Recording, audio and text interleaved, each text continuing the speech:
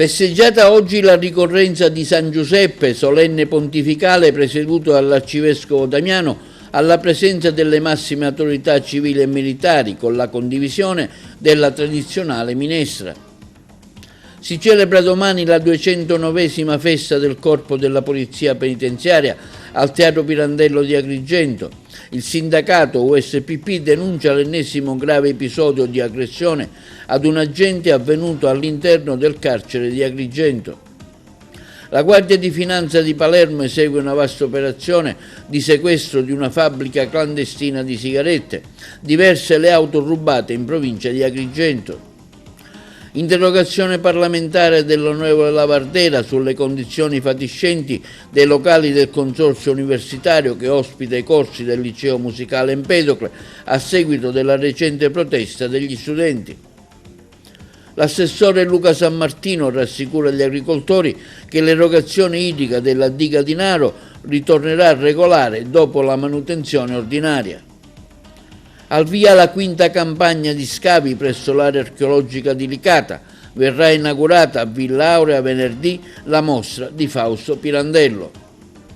Il giudice sportivo respinge i ricorsi presentati dalle squadre del Marsala Calcio e del Bagheria, confermando le vittorie ottenute dalla squadra licatese.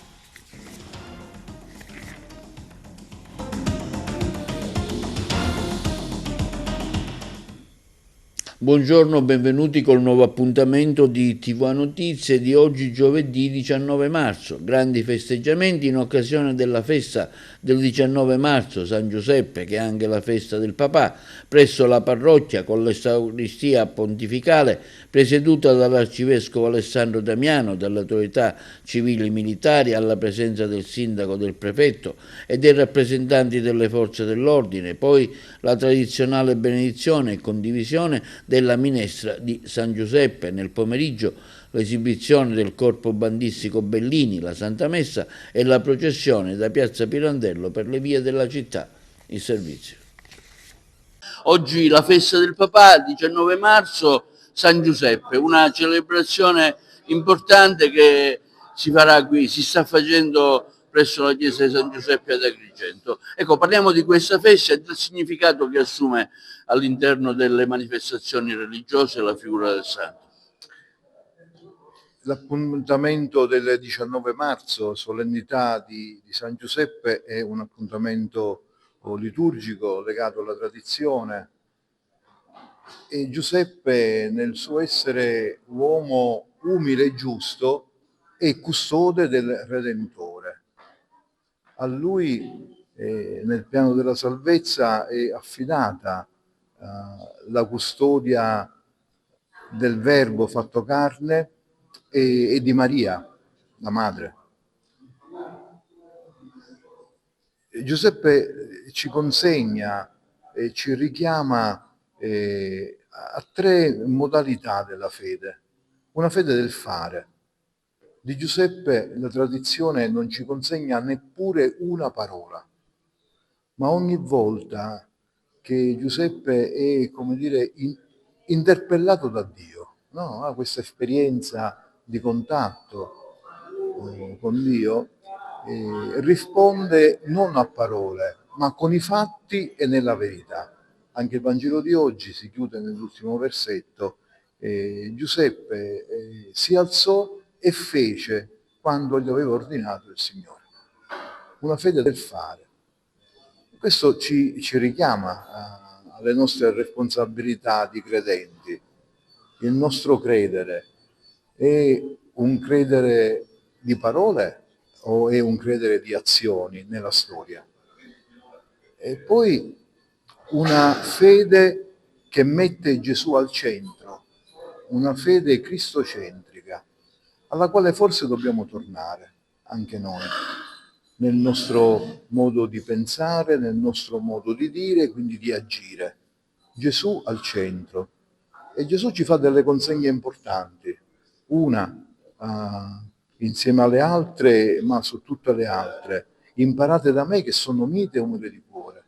Viviamo un tempo, una storia, una società chiassosa e sguaiata. Giuseppe ci ricorda che Cristo è al centro e in Cristo ogni uomo e ogni donna. E poi una fede educante. Qual è la più grande eredità che un genitore può lasciare ai figli? Verrebbe da dire, guardandoci attorno con un'espressione nostra, della nostra letteratura, magari si pensa che l'eredità più grande può essere costituita dalla roba. La roba, quanti guai per la roba. Quante eredità hanno spaccato le famiglie per la roba. Ecco, forse l'eredità più importante che ogni genitore può lasciare ai propri figli, ogni educatore può lasciare ai suoi allievi, invece è appunto l'educazione. Quell'educazione è chiamata ad attingere dal Vangelo e dall'esperienza umana. Tutto questo continua a consegnarci Giuseppe, lo sposo di Maria e il custode del Redentore.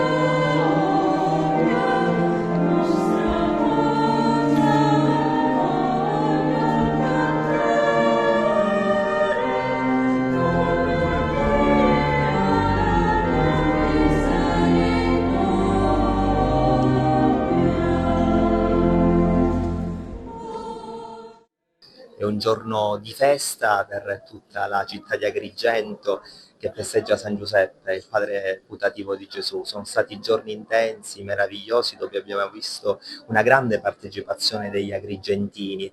La festa di San Giuseppe è rinata grazie a un gruppo di giovani che si sono dati da fare a partire da alcuni mesi e hanno così fatto rinascere e riscoprire alla cittadinanza una bellissima festa. Oggi la solennità, alle 11 il solenne pontificale presieduto dal nostro arcivescovo, successivamente la tradizionale minestra della fraternità in piazza San Giuseppe, poi nel pomeriggio alle 17 la messa e a seguire la processione di San Giuseppe che dopo 60 anni verrà portata di nuovo a spalla. Vi aspettiamo e grazie ancora a tutti per questa bella partecipazione. La tradizione della minestra è una tradizione antica che si tramanda da secoli. La minestra è un pasto semplice, allora veniva consumato qui in piazza per tutti i poveri, oggi questo segno indelebile rimane scolpito nella tradizione agrigentina e continua a esistere. Da chi viene curata quest'anno? Quest'anno viene curata da alcuni chef che da giorni e soprattutto in modo particolare oggi si sono dati da fare per continuare questa meravigliosa tradizione. Agrigento si prepara a rendere omaggio alla storia, ai valori e al sacrificio del corpo della polizia penitenziaria. Domani 20 marzo, a partire dalle ore 17, il prestigioso scenario del Teatro Pirandello ospiterà la cerimonia celebrativa organizzata dal corpo in occasione dell'anniversario giunto alla 209esima anno della sua fondazione, con la partecipazione delle case circondariali di Agrigento e Sciacca. Intanto vediamo un video realizzato proprio dal corpo della polizia penitenziaria. Ogni giorno migliaia di uomini e donne indossano questa uniforme. Persone diverse, ma parte di uno stesso corpo. Sono l'assistente capo e sono un figlio.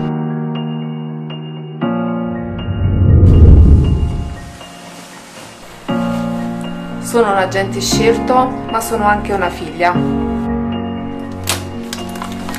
Sono un sovrintendente, ma sono anche un marito. Chiaro? Sono un ispettore e sono una mamma. Sono un vicecommissario e sono un padre. Sono una dirigente e sono una sorella. Persone diverse, ma con lo stesso giuramento in fondo al cuore. Ogni giorno entriamo dove gli altri non vogliono entrare. Con il nostro servizio teniamo al sicuro il mondo fuori. Noi siamo quelli che non si vedono, ma che ci sono sempre.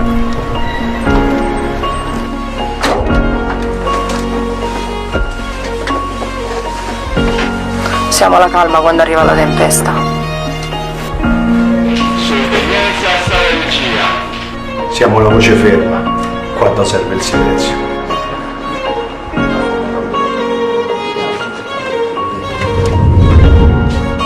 Affrontiamo ciò che ha fatto e fa paura. Non un simbolo, persone e insieme un corpo. Noi siamo il corpo di polizia penitenziaria!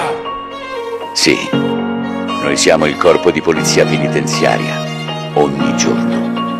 Un corpo unico, un unico corpo.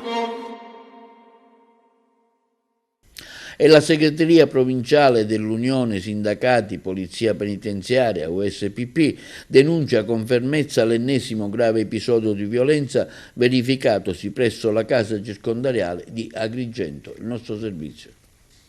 La segreteria provinciale dell'Unione Sindacati Polizia Penitenziaria, USPP, denuncia con fermezza l'ennesimo grave episodio di violenza verificatosi presso la casa circondariale di Agrigento. Un detenuto di nazionalità italiana ristretto nel reparto di media sicurezza al terzo piano del lato sinistro ha aggredito con inaudita violenza l'addetto al piano, colpendolo ripetutamente con pugni al volto. L'episodio è scaturito dal diniego alla richiesta di fruizione dell'ora d'aria avanzata oltre l'orario consentito. Nonostante le puntuali e professionali spiegazioni fornite dal personale, il detenuto ha reagito dando in escandescenza, preferendo pesanti ingiurie e bestemmie all'indirizzo dell'agente per poi scagliarsi contro di lui con estrema brutalità, colpendolo con violenza tale da portargli evidenti lesioni a volto. Solo grazie al tempestivo e coraggioso intervento di un'altra unità di personale ha immediatamente lanciato d'allarme ed è prontamente intervenuto, riuscendo a contenere la furia del detenuto. Si è evitato che l'aggressione degenerasse in conseguenze ben più gravi. L'operatore, con grande professionalità e senso del dovere, è riuscito a bloccare il ristretto nonostante l'elevato rischio, mantenendo il controllo della situazione fino all'arrivo di ulteriori unità di polizia penitenziaria che hanno definitivamente messo in sicurezza l'area. Il collega aggredito, che presentava evidenti tumefazioni al volto seguito dalla brutale aggressione subita, è stato immediatamente trasportato presso il locale ospedale di Agrigento, dove i sanitari, dopo gli accertamenti del caso, hanno riscontrato lesioni tali da rendere necessaria una prognosi di diversi giorni. La segreteria del sindacato evidenzia come questo episodio non rappresenti un caso isolato, ma si inserisce in una lunga e ormai allarmante scia di aggressioni che continuano a verificarsi con preoccupante frequenza all'interno dell'istituto agrigentino. Si tratta di una deriva che non può più essere ignorata, che testimonia un progressivo deterioramento delle condizioni di sicurezza. Il personale della polizia penitenziaria è ormai allo stremo, costretto quotidianamente a operare in contesti difficili e spesso ingestibili, con carichi di lavoro sempre più gravosi, organici insufficienti e strumenti inadeguati. La segreteria provinciale del sindacato ribadisce pertanto con fermezza che la sicurezza del personale non può più essere considerata una questione secondaria né tollerare ulteriori ritardi o sottovalutazioni. Servono risposte chiare, interventi incisivi e azioni tangibili capaci di restituire dignità e tutela a chi ogni giorno opera in prima linea. La Guardia di Finanza di Palermo sequestra centri di stoccaggio e una fabbrica clandestina di sigarette, macchinari, attrezzature e mezzi per un valore superiore a 6 milioni di euro. Il nostro servizio.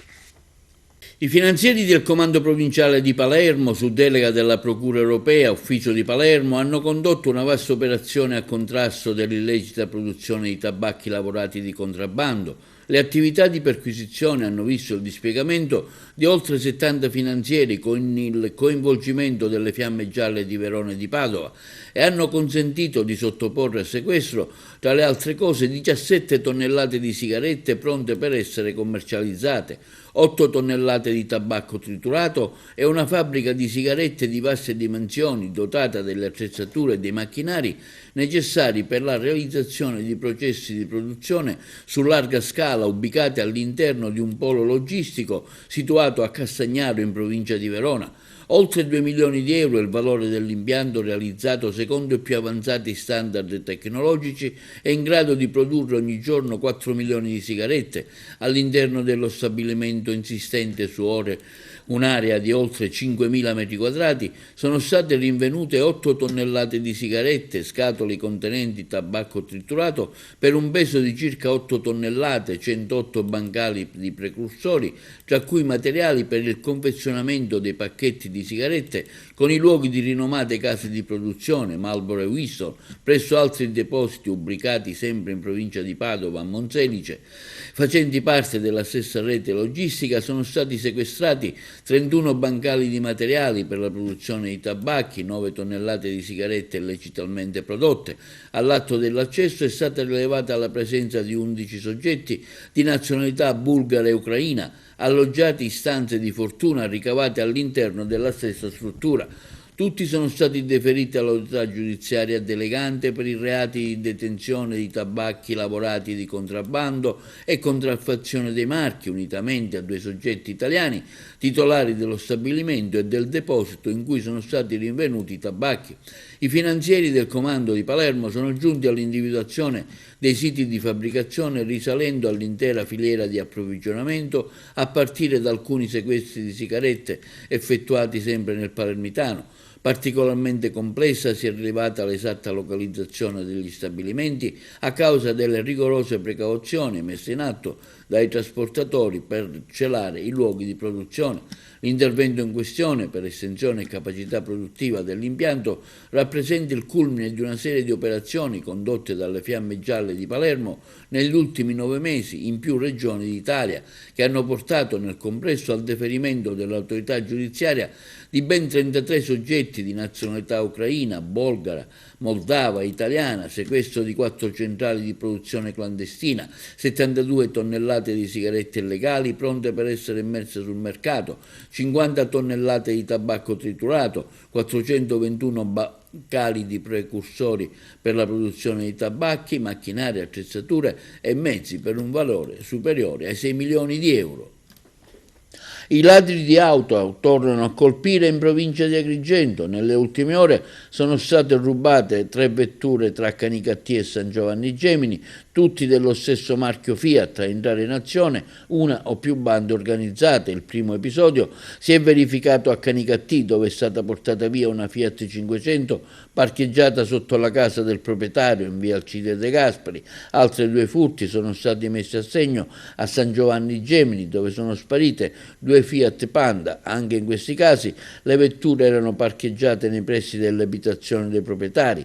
I furti sono stati compiuti nelle ore notturne. Le vittime hanno formalizzato la denuncia ai carabinieri delle compagnie di Canicattì e Cammarata. La Procura della Repubblica di Agrigento ha aperto un'indagine con l'ipotesi di furto aggravato. I militari dell'Arma per risalire al responsabile e tentare di recuperare i veicoli. E l'assessore Gerlando Principato del Comune di Agrigento comunica che dopo anni di chiusura di attese l'asilo nido e Senete è ormai una realtà concreta. I lavori saranno completati entro il prossimo 21 maggio. Con anticipo rispetto alla scadenza del PNR fissata invece a fine giugno. Le immagini che mostriamo alla città testimoniano il risultato di un lavoro intenso che ha visto impegnati l'assessorato, i tecnici comunali, gli uffici e l'impresa esecutrice per restituire ad Agrigento una struttura per troppo tempo rimasta chiusa. Questo intervento rappresenta, afferma Principato, un segnale concreto. Ciò che per anni è rimasto fermo oggi viene riaperto riaperto e restituito alla comunità. Tra pochi giorni quello che era chiuso diventerà uno spazio moderno e funzionale per i bambini e per le famiglie del quartiere. E l'onorevole Ismaele Lavardera ha presentato un'interrogazione parlamentare urgente indirizzata al Presidente della Regione Siciliana e all'assessore regionale all'istruzione in merito alle gravi criticità strutturali e di sicurezza riscontrate presso la sede di Calcarelle del liceo musicale Empedocle di Agrigento. Secondo quanto segnalato dagli studenti, famiglie e personale scolastico, l'edificio presenterebbe da tempo infiltrazioni d'acqua, distacchi di intonaco e problematiche legate alla sicurezza dell'impianto elettrico, una situazione che si è ulteriormente aggravata all'inizio di quest'anno scolastico, quando a seguito di un evento meteorologico si è verificato il crollo di una parte del tetto. I lavori di ripristino avviati successivamente sarebbero stati sospesi dopo pochi giorni, lasciando un cantiere incompleto e aumentando i rischi per la sicurezza. In particolare le infiltrazioni avrebbero interessato anche cavi elettrici scoperti, causando episodi di scosse elettriche e costringendo il personale a disattivare temporaneamente l'energia elettrica. Per denunciare lo stato di emergenza, gli studenti hanno promosso una manifestazione giorni fa davanti alla prefettura chiedendo interventi immediati. È inaccettabile che studenti e personali siano costretti a vivere quotidianamente in condizioni di rischio. Servono risposte immediate e interventi concreti. È inaccettabile che studenti e personale siano costretti a vivere quotidianamente in condizioni di rischio.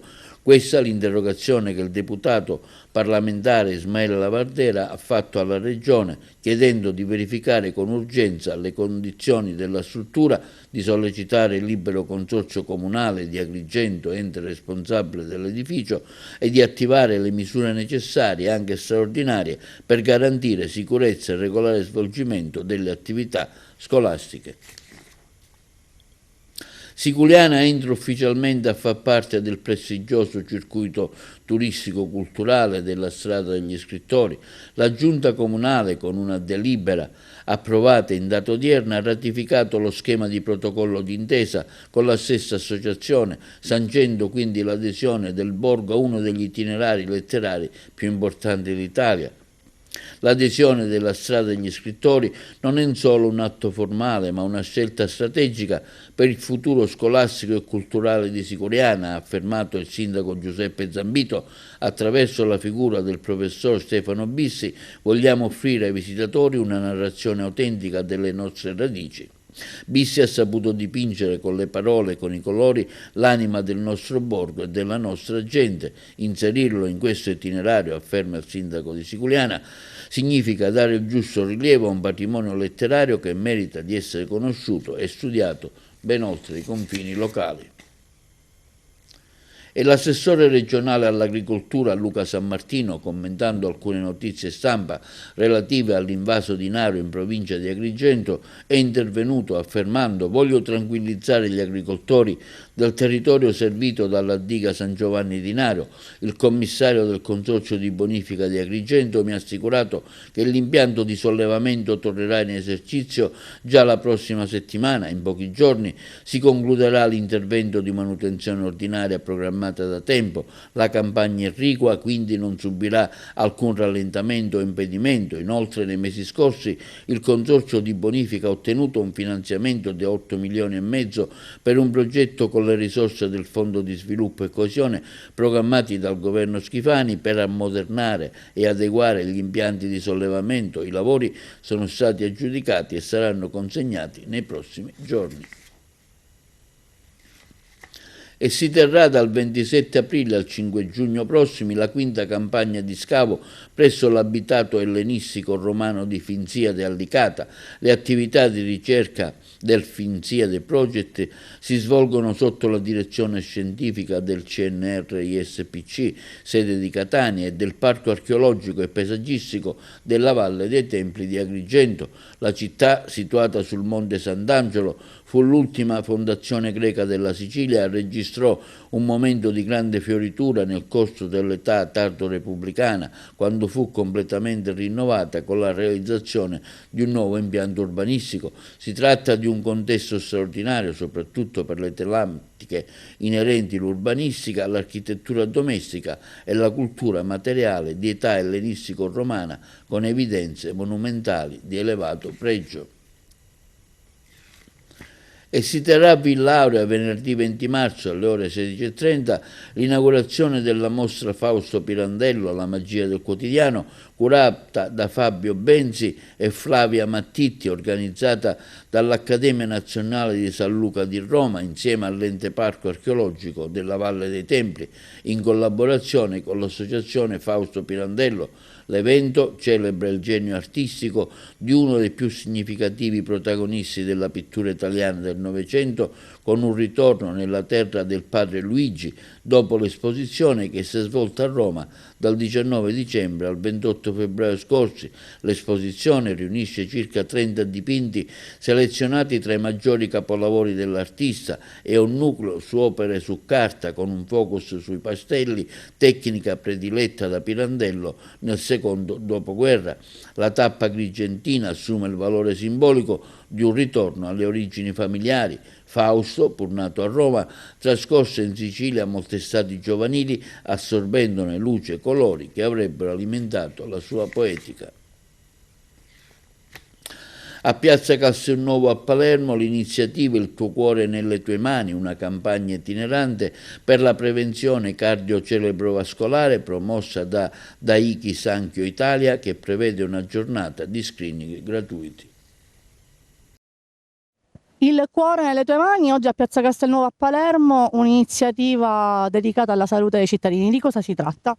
Sì, Il tuo cuore nelle tue mani è una campagna itinerante di prevenzione cardio-cerebrovascolare. È una campagna che ha toccato le prime 2 tappe a Roma e a Torino. Oggi siamo in questo bellissimo scenario di Piazza Castelnuovo a Palermo, con l'obiettivo di sensibilizzare la cittadinanza e la popolazione sull'importanza della prevenzione e sul tenere a cuore la salute e tenere in mano la salute del cuore, quindi avere veramente cura di quella che è la salute cardiovascolare. Oggi, attraverso staff ovviamente sanitario e volontari delle principali associazioni di pazienti in quest'ambito, offriamo non soltanto screening gratuiti, quindi elettrocardiogramma, glicemia, circonferenza vita, pressione, test della pressione arteriosa, ma ci sarà la possibilità anche attraverso le associazioni di pazienti per i cittadini raccogliere informazioni su come effettivamente prevenire le malattie cardiocerebrovascolari, ma anche come riconoscere i principali sintomi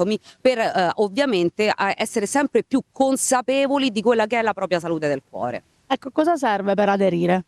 Allora, per aderire in realtà non serve nulla, perché questa iniziativa è aperta al pubblico, quindi le persone vengono perché hanno ovviamente sentito parlare dell'iniziativa attraverso la stampa, perché l'abbiamo ovviamente diffusa attraverso i principali canali social media, attraverso la stampa, e ovviamente i cittadini su base volontaria possono aderire recandosi direttamente verso la piazza e ovviamente mettendosi chiaramente in fila aspettando il proprio turno, quindi un'iniziativa totalmente gratuita a favore e a beneficio della cittadinanza. Se volessimo per concludere dare qualche numero, se ci sono aumenti di patologie all'incirca, per far capire se è un fenomeno che desta preoccupazione. Assolutamente sì, purtroppo sì, le malattie cardiovascolari rappresentano oggi la principale causa di mortalità al mondo e in Italia. I numeri sono in aumento ahimè anche nella popolazione femminile dopo i 50 anni, quindi questo è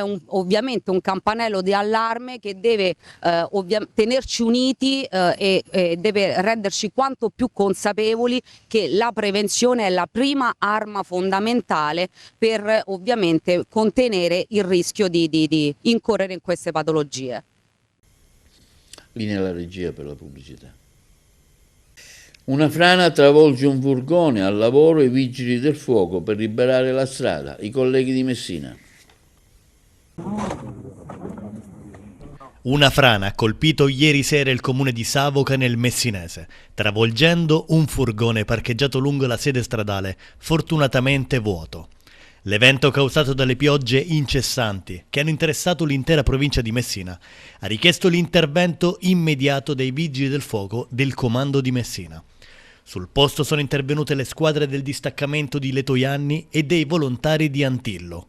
Vista la complessità della situazione e il possibile rischio di persone disperse, sono stati mobilitati anche il nucleo regionale dei Vigili del Fuoco cinofili e il nucleo del Movimento Terra, per supportare le operazioni di rimozione di detriti e fango. Le operazioni sono tuttora in corso, con l'obiettivo di rimuovere tutto il materiale franoso e ripristinare la viabilità in sicurezza.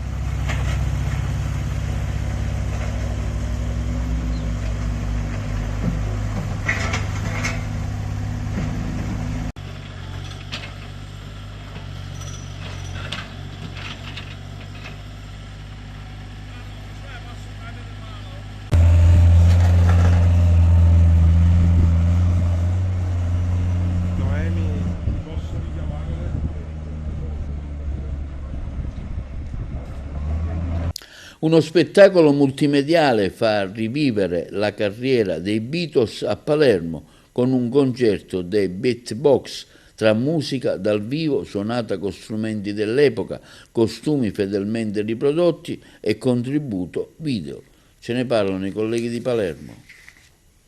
L'intramontabile musica dei Beatles rivive a Palermo grazie allo spettacolo portato in scena da The Beatbox. Voi utilizzate strumenti originali dell'epoca. Che differenza provi a suonare uno strumento di 60 anni fa con uno moderno? Beh, c'ha un allure tutta sua. È come guidare un'auto d'epoca rispetto a un'auto contemporanea, insomma. La differenza non è così marcata, però diciamo i legni, le corde, la risposta, il timbro sono molto diversi, e per ricreare la musica dei Beatles necessariamente bisogna avere degli strumenti dell'epoca o comunque fatti sulle specifiche di quelli dell'epoca, perché sennò ci si può avvicinare ma proprio uguale non viene. Lo spettacolo è una riproduzione il più fedele possibile di quello che sarebbe potuto essere un concerto dei Beatles nel momento, diciamo, di maggior popolarità, quindi alla fine degli anni 60. Loro hanno terminato ogni spettacolo dal vivo nel 66 e poi hanno fatto un lavoro di studio, salvo un paio di apparizioni, una in TV per fare All You Need Is Love in Mondovisione e una sul tetto, il famoso iconico concerto sul tetto della Apple Music a Londra. Ecco, noi facciamo tutto il repertorio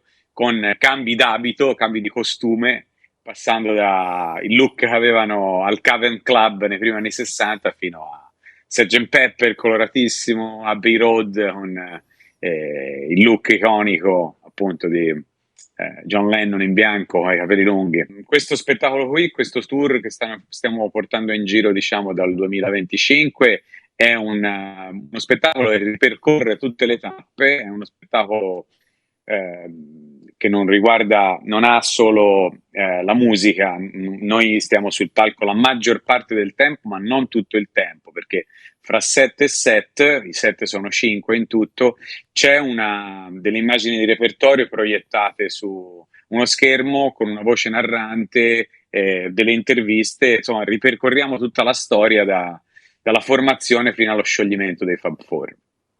Allora ci vediamo al Teatro Golden di Palermo il giorno 20 per celebrare insieme la musica dei Beatles, intramontabile. Passiamo alle notizie sportive. Il giudice sportivo, dopo aver esaminato i ricorsi presentati dal Marsala e dal 9011 Bagheria, è preso atto della memoria difensiva prodotta dal Licata Calcio con separate sentenze ma medesime motivazioni, ha respinto delle due ricorrenti, confermando i risultati conseguiti sul campo, cioè la vittoria del Licata a Marsala per 1-0 e successiva vittoria casalinga per 3-0, contro la formazione bagherese. Il tutto, come già noto, è scaturito dalla squalifica di una giornata inflitta al portiere Valenti dopo la partita con il San Giorgio La Piana e scontata in occasione della gara casalinga contro il Città di San Vitolo Capo, praticamente terminata al 45esimo del primo tempo, ma la cui fine è stata sancita dal direttore di gara con il triplice fischio finale dopo aver atteso invano il rientro in campo degli avversari. Passiamo ora alla Serie B di calcio. Il Palermo ha pareggiato in casa, la delusione dei tifosi, i colleghi di Palermo. Dopo Monza si pensava di ritornare a sorridere, invece. E allora il sorriso pieno non ci può essere perché ci vogliono i 3 punti per il sorriso pieno. Però il Palermo ha giocato in tutti i modi, ci ha provato. Sicuramente il secondo tempo con l'innesto di Leduaron c'è stata un po' più di vitalità in attacco e purtroppo non è bastato anche l'innesto finale di Rui Modesto, che comunque è stata una bella sorpresa. Anche alla fine di Vasic, Gomez e Magnani purtroppo non c'è stata la botta finale per poter sondare il muro, perché è stato veramente un muro della Juve Stabia. Alla prossima, dai, ce la faremo.